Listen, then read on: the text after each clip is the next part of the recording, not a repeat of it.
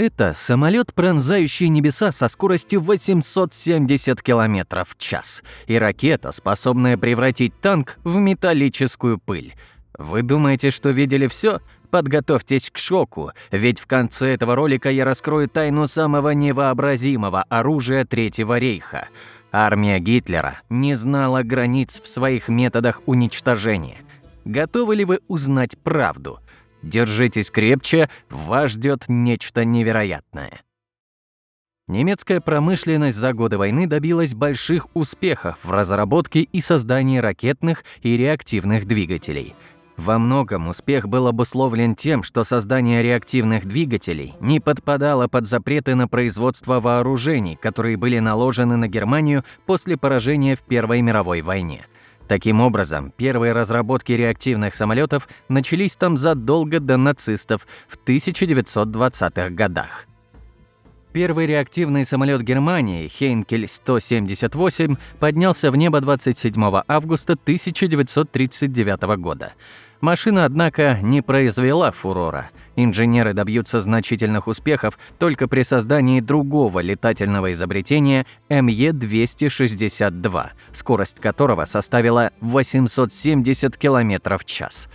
Работа над проектом МЕ-262 началась в начале 1940-х годов в Германии. Основными разработчиками были компания Messerschmitt и ее инженеры. Идея создания реактивного истребителя возникла из-за необходимости увеличить скорость и эффективность воздушных сил Люфтваффе. Немцы ожидали, что при преимуществе в скорости почти в 25% относительно самых быстрых самолетов стран антигитлеровской коалиции, они смогут покорить все небо. Первый полет прототипа МЕ-262 состоялся 18 июля 1942 года. Несмотря на технические трудности, Messerschmitt МЕ-262 был запущен в серийное производство и введен в боевое применение в 1944 году. Он стал первым реактивным самолетом, который использовался в боевых действиях. В ходе Второй мировой войны МЕ-262 был задействован для борьбы с союзническими бомбардировщиками и истребителями. Его высокая скорость и маневренность делали его опасным для вражеских самолетов. Но проблемы с обучением пилотов и техническим обслуживанием снизили его эффективность. Messerschmitt МЕ-262 оказал значительное влияние на развитие авиации, продемонстрировав потенциал реактивных двигателей. Его технологии и конструкция послужили основой для будущих самолетов и воздушных судов. В целом, Messerschmitt МЕ-262 был важным шагом в развитии авиации и остается значительным символом технологического прогресса и инноваций в области военной авиации. Переходим к следующей новинке, о которой мало кто знает. И смотрите, на какой интересный экземпляр я наткнулся, когда писал сценарий этого видео. Немцы внесли большой вклад в развитие танкового дела, и в то же время не менее большой вклад и в развитие борьбы с бронетехникой. Для этих целей у них были не только противотанковые ружья и артиллерия, но и чудо-оружие Рейха в виде первых гранатометов. Гораздо интереснее то, что в Германии в годы войны также создали первый ПТУР – противотанковую управляемую ракету. Она не была доведена до совершенства, но представляла собой грозное оружие. Работа над первым в истории управляемым противотанковым устройством в Германии началась в 1941 году. Однако реализация проекта была замедлена из-за ослепления первыми успехами на Восточном фронте. Большинство советских танков в начале войны горели красиво и без всякого чуда-оружия. Кроме того, руководству BMW, которое занималось разработкой этого проекта, так и не удалось обеспечить адекватное финансирование. На создание ракет было выделено всего 800 тысяч марок. Например, столько же стоили 3 танка «Тигр». Но вот наступил 1943 год. Поражение на Курской дуге показало, что советские танки не только не безнадежны, но и вполне успешно побеждают немецкие. Кроме того, в войне наступил переломный момент. Сразу вспомнился проект удивительных ракет. Возрожденная инициатива получила название X-7 «Красная шапочка». Ресурсы на это в то время изыскивались с трудом. Ракета весом 2,5 килограмма могла прожигать броню толщиной до 200 мм. Рассеивание боеприпаса осуществлялось с помощью порохового заряда весом 3,5 килограмма. Дальность стрельбы составила 1200 метров. При этом за ракетой был натянут провод, что позволяло корректировать ее движение. 21 сентября 1944 года были проведены испытания 7 ракет Х-7. Из-за необычных и незнакомых лётных характеристик первые 4 снаряда на некотором расстоянии соприкоснулись с землей и, следовательно, разбились. В следующих 2 ракетах двигатель взорвался по пути к цели. Последняя красная шапочка пролетела весь путь и поразила танк-цель с дистанции 500 метров в мёртвой точке. Маршал Советского Союза Чуйков вспоминал первое своё столкновение с удивительным оружием противника. «Противотанковые торпеды», – писал он в своих мемуарах, – это было нечто новое и необычное для нас. Они запускались из неприступных окопов и, управляемые по проводам, неукоснительно следовали к своей цели. Результаты их удара были поразительными. Танк просто разрывался на множество огромных кусков металла, которые силою взрыва разлетались на расстояние от 10 до 20 метров. Позже Х-7, «Красная шапочка», были усовершенствованы, получили и название «Козерог». Эти ракеты использовали уже инфракрасную передачу команд наведения и, следовательно, не требовали проводов. В нем использовалась машина, которая вычисляла изменения угла наклона 2 прицельных приспособлений. Этот механизм был дополнительно автоматизирован устройством обнаружения цели. Используя устройство распознавания предметов под названием иконоскоп, ракета должна была искать цель с помощью собственного оптического датчика. Он сравнивал изображение с устройства наведения с данными, полученными с собственного оптического датчика. Но были и другие проекты ПТУР еще большей дальности – 500 метров, 1500 метров и 3000 метров соответственно. А еще в проекте под названием «Камбала» использовались многие части «Красной шапочки», включая его боеголовку и пусковую трубу для ракетного двигателя. Но ни один из этих проектов не был завершен. Остаемся на морских просторах и заглянем в его глубины. В 1943 году Германия поняла, что ей не удастся выиграть войну на море. Особенно, если во флоте ничего не изменится. Именно тогда командование решило с удвоенной энергией взяться за разработку подводных лодок нового поколения. Новые подводные лодки получили обозначение «Электробут серия 21». До появления этого типа подводные лодки сложно было бы назвать подводными, поскольку они были надводными судами с особой способностью погружаться в случае угрозы. Под водой они были медленными и маломаневренными и могли оставаться там только в течение ограниченного периода времени. Им приходилось всплывать, чтобы запустить свои дизельные двигатели, перезарядить аккумуляторы и пополнить запасы сжатого воздуха. Электробут-21 плавали быстрее и могли нырять глубже. В распоряжении экипажа такой подводной лодки были 6 новейших на то время торпедных аппаратов, которые могли запускать снаряды с глубины до 50 метров. Тип 21 с самого начала проектировался как настоящая подводная лодка, естественной средой обитания которой были глубины. Почти все в ней было новым и нестандартным. Субмарина была спроектирована так, чтобы развивать большую скорость под водой, чем при движении по поверхности. Она могла оставаться под водой до 11 дней подряд, ненадолго всплывая всего на 3-5 часов для подзарядки аккумуляторов. Проект 21 имел полностью обтекаемый внешний корпус. Передний гидроплан убирался, когда не использовался. Палубных орудий не было. Спаренные 20-миллиметровые зенитные установки были установлены в обтекаемых корпусах, а все удлинительные устройства, такие как дыхательная труба «Шнорхель», антенна, убирались в надстройку, когда не использовались. Вместо традиционной открытой боевой рубки в верхней части мостика было 3 небольших отверстия. Одно для вахтенного офицера, а 2 других для наблюдателей. Внутри поперечное сечение прочного корпуса имело форму 8, причем верхняя секция имела больший диаметр, чем нижняя. Аккумуляторы размещались в нижней секции.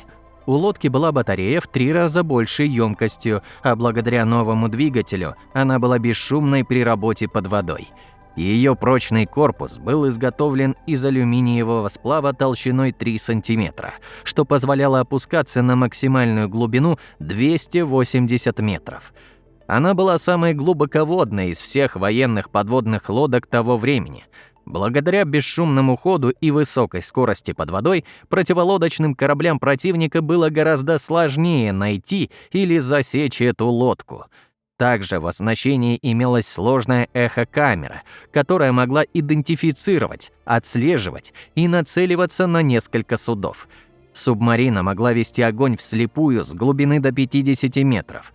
А благодаря новой гидравлической системе быстрой перезарядки экипаж мог произвести 3 залпа по 6 торпед всего за 20 минут. Увеличенное пространство внутри также позволило нести больше торпед, а если точнее 23 вместо 14, как на предыдущем типе. К счастью, немцам так и не удалось организовать массовое производство революционных подводных лодок. К 1945 году ситуация с программой 21 безнадежно ухудшилась. Массированные бомбардировки союзников привели не только к разрушению верфей, но и готовых подводных лодок, проходивших испытания. 17 готовых кораблей типа 21 были уничтожены в гаванях в период с декабря 1944 по май 1945 года. Реальность была такова. Германия не могла позволить себе осуществить такой амбициозный проект за такой короткий промежуток времени. И все же некоторые инженерные проекты Рейха граничили с безумием. Меня сложно удивить, не первый день живу, как говорится, но следующая история впечатлила даже меня. Оказывается, в Германии еще в 1920-х годах всерьез задумались о создании солнечной пушки. В 1929 году политолог и философ Альберт Оберт написал книгу под названием «Путь к космическим полетам», в которой он представил свою задумку о строительстве космической станции, размещенной на орбите Земли. Ученый предположил, что станция должна была быть расположена в 1000 километрах над поверхностью Земли. В этой же книге Оберт выдвинул гипотезу о возможности сборки станции в космосе с помощью заранее подготовленных модулей. Фактически, немецкий ученый описал методологию сборки современной МКС.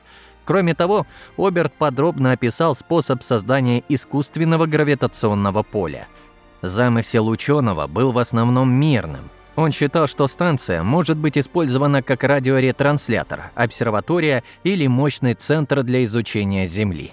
Однако немецкие военные заинтересовались потенциалом станции. Идея превратить мирную станцию в оружие включала использование огромного вогнутого зеркала, способного концентрировать солнечные лучи и направлять их в нужное место на поверхности планеты. Смертельный луч мог сжечь все на своем пути. Сама задумка не являлась совершенно новой. Еще в 2012 году до нашей эры Архимед, по легенде, использовал полированные медные зеркала и солнечные лучи для уничтожения нескольких римских кораблей. Инженеры и физики взяли идею Оберта в качестве основы для разработки солнечной пушки.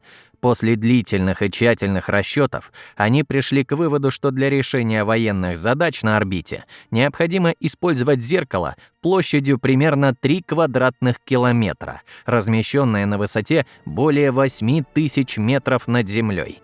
Проблему доставки необходимых модулей на орбиту в теории можно было решить с помощью ракеты Фау-2.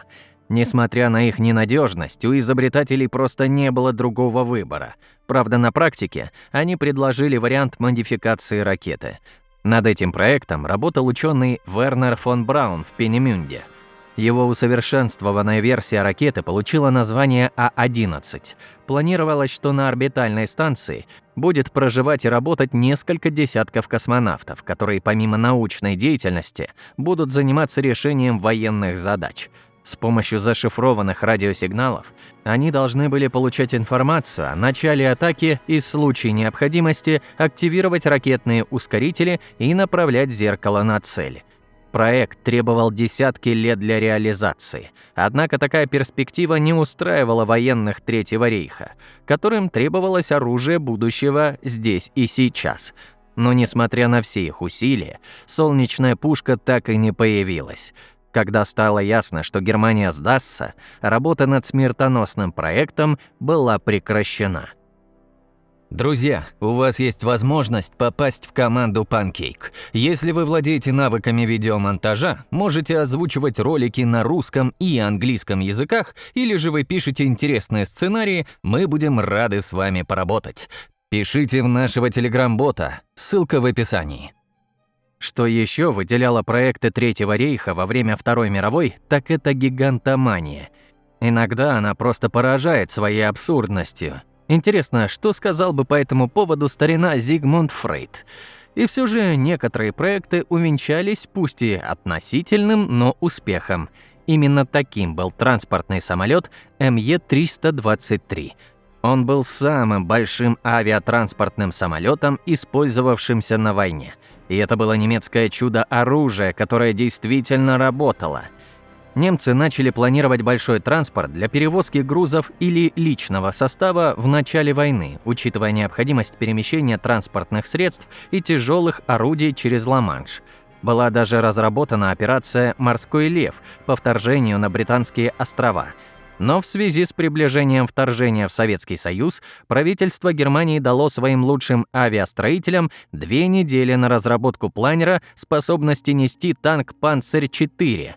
Авиазавод «Юнкерс» все еще использовал дерево в своих конструкциях и даже построил прототип, но нехватка древесины, необходимой для массового производства самолета, вынудила компанию отказаться от своей заявки.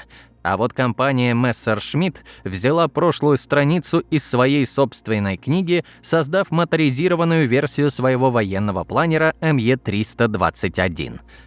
В разгар операции «Барбаросса» немцам понадобился авиатранспортный самолет, который можно было бы производить, не создавая большой нагрузки на промышленность. Компания выпустила 2 первых проекта с 4 двигателями, но в итоге был одобрен проект, которому потребовалось 6 авиамоторов. В окончательной конструкции использовались алюминиевые трубы с деревянными креплениями, крылья из фанеры были покрыты легированной тканью. Затем материал покрывался лаком для получения отделки, похожей на пластик. Двигатели были сняты со старых французских бомбардировщиков и перепрофилированы на новые. Всего было изготовлено 200 таких воздушных гигантов. Каждый мог брать на борт до 120 военнослужащих. Грузоподъемность машины составляла 23 тонны. И ни одна полностью сохранившаяся модель самолета так и не пережила войну. И вот мы уже подошли к завершению нашего увлекательного путешествия в мир истории и технологий Второй мировой войны. Как вы уже поняли, многие из тех инноваций, которые мы сегодня используем в современных армиях, были испытаны и приняты на вооружение именно в те смутные годы. И неудивительно, что Германия уделяла своей программе вооружений наибольшее внимание, стремясь к технологическому превосходству. Спасибо, что путешествовали со мной в мир истории и технологий. Не забывайте подписываться на канал и о том, что каждое открытие, даже самое маленькое, может изменить ход истории. До новых встреч!